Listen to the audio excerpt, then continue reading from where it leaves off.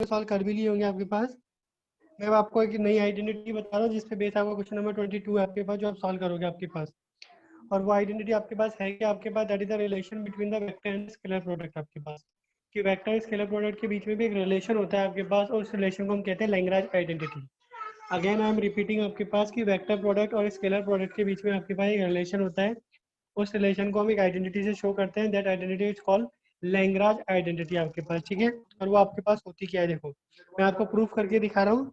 हालांकि आपको direct formula use करना होगा जब भी आप क्वेश्चन को सॉल्व करेंगे आपके पास, ठीक है। तो आपको करना क्या होगा, देखो इसमें हमारे पास मोड में ए क्रॉस बी का मैंने आपको बताया था फॉर्मूला, आपके पास था mod of A vector mod of B vector sine theta, ठीक है। क्योंकि मोड लगा दिया है तो नीटा क्या फट जाएगा, क्योंकि वो आपका एक यूनिट वेक्टर है आपके पास। आप दोनों तरह अगर हम स्क्वायर करते हैं आपके पास, तो A vector cross B vector का मोड का square is equal to mod of A square mod of B square, और ये हो जाता है आपके पास साइन स्क्वायर थीटा, ठीक है। अब ये जो साइन स्क्वायर थीटा है, आप इसको साइन स्क्वायर थीटा को आप लिख सकते हो 1 - का कॉस स्क्वायर थीटा, तो mod of A square mod of B square, और ब्रैकेट में आ जाएगा 1 - का कॉस स्क्वायर थीटा, ठीक है। अब इसको अगर आप मल्टीप्लाई करते हो, जैसे मैं ऊपर से आपका रब कर रहा हूँ, अगर आप देखोगे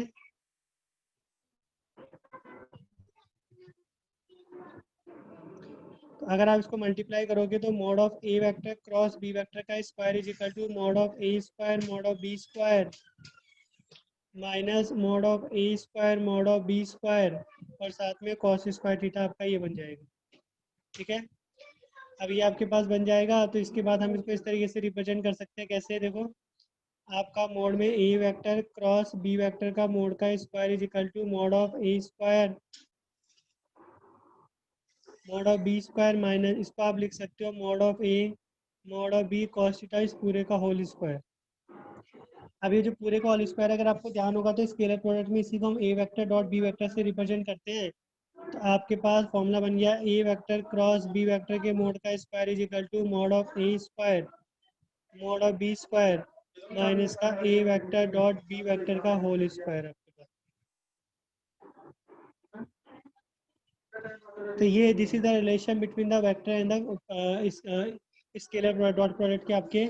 अगर आप देखोगे तो ये आपका वेक्टर है आपके पास, ये आपका स्केलर है आपके पास, और ये आपका मॉडुलस हो गया। इसी आइडेंटिटी को हम क्या कहते हैं, लैग्रेंज आइडेंटिटी भी कहते हैं आपके पास। तो बाय चांस अगर बोर्ड में आपके कहे कि लैग्रेंज आइडेंटिटी को प्रूफ कीजिए आपके पास कि वो क्या होती है आपके पास, तो आपको फिर इस तरीके से इसको प्रूफ करके दिखाना होता है आपके पास, ठीक है। बोलो समझ में आया नहीं आया।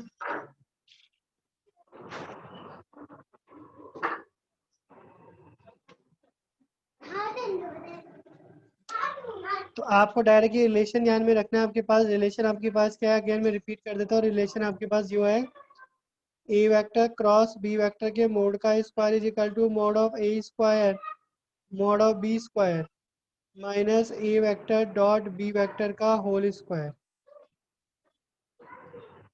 ठीक है। ये होता है आपके पास, इसको यूज करना है आपको क्वेश्चन में, ठीक है। तो आपका जो क्वेश्चन नंबर 22 आपके पास है, उसके दोनों पार्ट आपके इसी तरीके से सॉल्व होंगे। फटाफट दोनों पार्ट को सॉल्व करके इनके आंसर बताइए।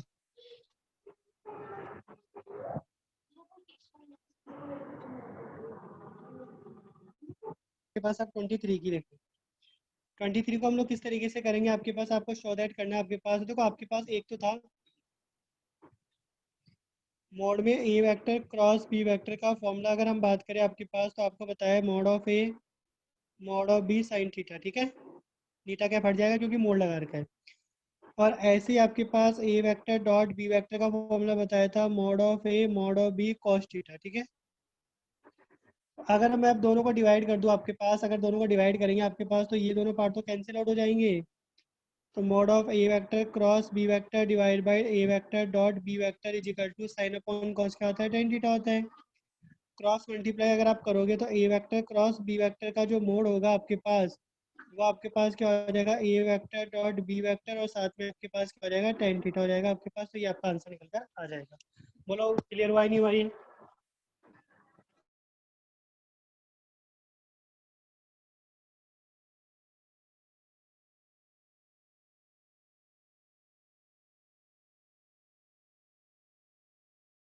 हाँ बेटा, ये वाला क्वेश्चन क्लियर हुआ ही नहीं हुआ, बताओ जल्दी से। रिपीट कर दो।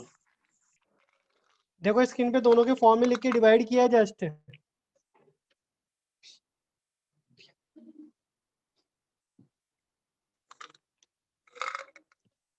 हो गए सर, हो गए।